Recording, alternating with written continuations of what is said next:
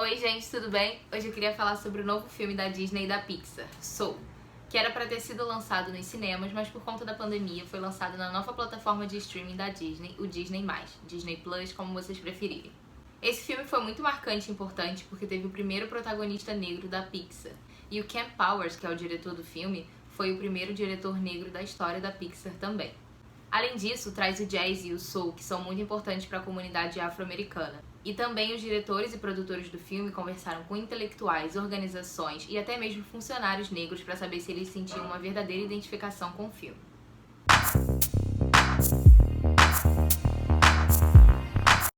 Bom, dito isso, o filme começa com Joe numa sala de aula, em que dá pra perceber que só uma aluna parece se interessar de verdade pela música que ele ensina, que é a Connie. Isso é importante porque a gente vai citar ela outras vezes aqui. Então, a diretora da escola aparece e o Joe é efetivado. Ele vai contar a novidade pra mãe dele, mas já dá pra perceber que ele não tá muito empolgado com essa ideia. Mas a mãe dele diz que ele precisa aceitar esse emprego, que é uma proposta irrecusável, que ele já passou da idade de ficar tocando em barzinho por aí e que ela não vai sustentar ele pro resto da vida. Esse é um ponto muito importante que fala da relação dos nossos pais ou responsáveis com os nossos sonhos, a nossa carreira e os nossos objetivos. Muitas pessoas já se identificam logo de cara com esse cenário. É muito complicado quando você cresce num ambiente em que você não é motivado e que as pessoas tomam decisões por você e você nunca pode escolher o que é melhor pra você. Elas escolhem o que é melhor pra você se baseando no que elas acham melhor.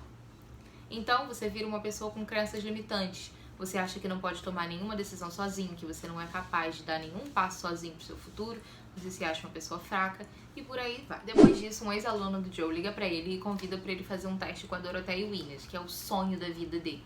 Então ele vai, passa no teste, mas na volta, enquanto ele comemora pelo caminho, ele sofre um acidente e morre. Na verdade, o corpo dele ainda tá em coma na Terra, mas a alma já se desprendeu e estava indo rumo ao desconhecido, ao céu, ao paraíso, como vocês quiserem chamar. O Joe, inconformado de morrer logo no dia que a vida dele ia mudar e que ele ia realizar o seu grande sonho, tenta fugir e acaba caindo no pré-vida, que é como eles chamam onde as almas ficam antes de nascer, formando suas personalidades e onde elas ganham seus passos para a Terra. Nesse lugar, então, ele se passando por tutor, conhece a 22, que é a alminha mais rebelde que já existiu. Ela não quer ir pra Terra de jeito nenhum, acha a vida humana um saco e acha todas as profissões horríveis, que nenhuma é pra ela. Na verdade, ela diz isso, mas depois a gente percebe por que realmente ela não queria ir pra Terra. O Joe até que tenta, mas a 22 é realmente muito intransigente e parece não se sentir apaixonada por nada, por nenhuma das profissões. Então ela diz que conhece alguém que talvez possa ajudar ele a voltar pra Terra. E eles vão parar num lugar que é uma espécie de dimensão entre o físico e o espiritual, que tem tanto pessoas que estão conectadas com coisas positivas pra elas, como cantar, dançar, atuar, que elas ficam numa espécie de viagem astral, quanto pessoas que estão ligadas tanto a coisas negativas que parece que o corpo delas, a mente delas, na verdade, fica num limbo de desânimo, cansaço. E aí, nesse lugar, eles conhecem o bicho grilo. E eles voltam pra Terra, só que a 22 volta no corpo do Joe e o Joe no corpo de um gato. Tem uma cena que a Connie, a aluna do Joe que eu falei, toca na casa dele. Só que ele tá tão fissurado por trocar de corpo logo com a 22 pra ele poder tocar no show da Dorothea Williams que ele nem dá tanta atenção. E quem conversa com a Connie é a 22. Elas conversam um pouco sobre o sistema educacional e de como ele limita as pessoas às vezes e faz elas acreditarem que elas não vão ter sucesso, que elas são um fracasso, que elas não têm talento nenhum. No final da conversa, a Connie acaba falando que não vai desistir e que vai continuar na música. E aí é a primeira vez que alguma coisa toca de verdade a 22. Porque ela viu a paixão da Connie pela música e ela viu que mesmo ela falando que queria desistir, na verdade ela não queria. Era uma autossabotagem. Então é aí que a 22 começa a se permitir a aproveitar os prazeres da vida, a comer, a passear, a sentir cheiros, a olhar para o céu. E é aí que ela vai começando a descobrir que a vida na Terra pode sim ser prazerosa. Então eles vão a uma barbearia de um amigo do Joe, que ele diz pra 22 que a missão desse amigo, o sonho dele é ser barbeiro, que é o propósito de vida dele, é ser barbeiro. E que ele adora ouvir o Joe falar sobre jazz e tudo mais. Mas quem senta na cadeira pra cortar o cabelo é a 22, porque é ela que tá no corpo do Joe. E ela que conduz a conversa. Então ela fala sobre as preocupações dela em relação à vida, a todas as coisas que acontecem, as inseguranças, e todo mundo presta muita atenção no assunto. E esse amigo do Joe acaba soltando que na verdade o sonho dele era ser veterinário. E é uma coisa muito chocante pro Joe saber que na verdade ele não conhecia esse amigo de verdade. Ele estava tão compenetrado nas coisas dele, nas coisas que ele estava buscando, que ele não conhecia de verdade o amigo dele. Só sentava lá, falava sobre a vida dele. O amigo dele até agradece, porque dessa vez o Joe não falou sobre jazz, falou sobre outros assuntos. E ele fica impressionado, porque ele realmente não sabia de nada.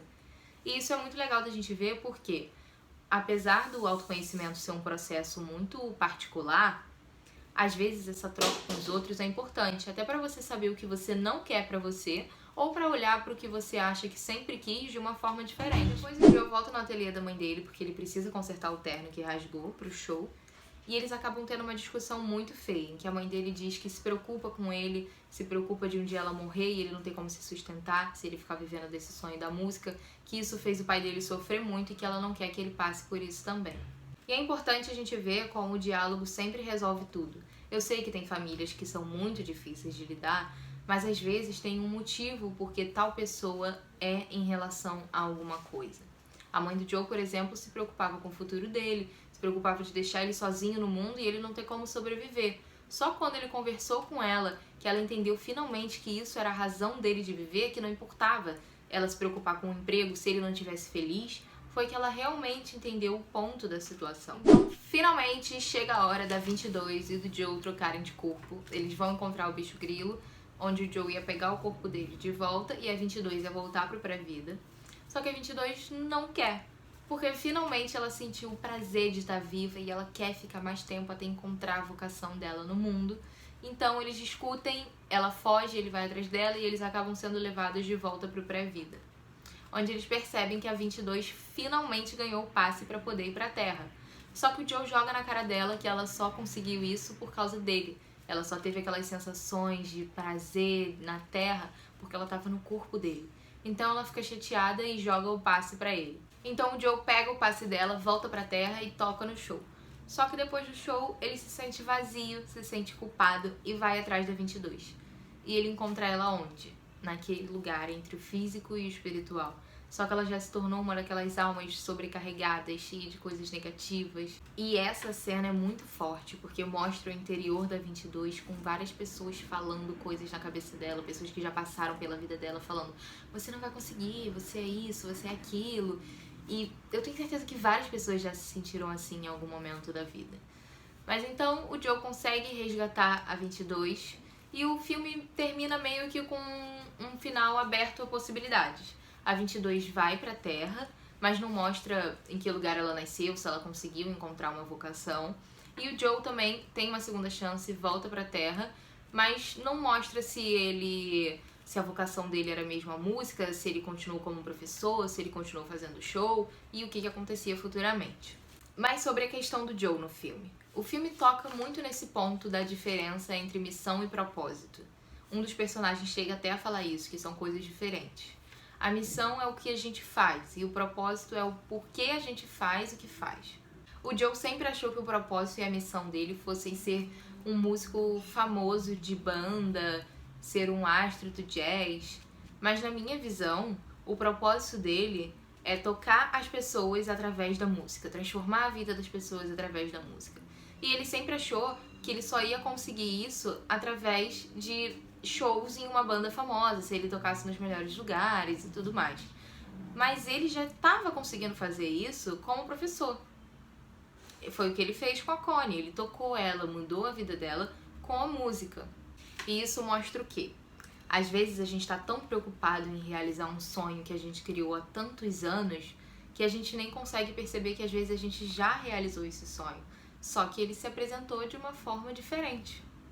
Foi a frase que a Dorothea Williams citou pra ele depois do show que eles fizeram, do peixe que queria conhecer o oceano, e o outro peixe diz pra ele: mas você já tá no oceano. E ele responde: isso aqui? Isso é só água, eu quero é o oceano.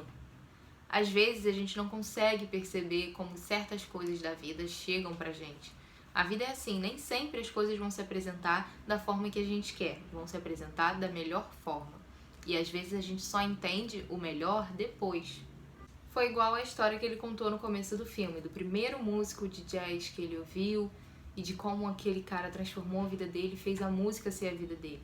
Ele foi essa pessoa pra Connie e ele ainda não tinha percebido isso. E às vezes isso é muito mais prazeroso, isso tem muito mais prestígio do que você ser um músico mais famoso do mundo numa banda. Então foi isso, gente. Essa foi a minha análise sobre o filme. Espero que vocês tenham gostado. Eu vou voltar pro meu canal agora e pretendo trazer mais vídeos assim, então se inscreve no canal, deixa o like, deixa aqui nos comentários sugestão de outros filmes que a gente possa analisar aqui, que possam trazer essa inspiração sobre a vida. E também, se vocês quiserem acrescentar algum comentário a mais sobre Soul, eu vou adorar ler as respostas de vocês. É isso, beijo, valeu!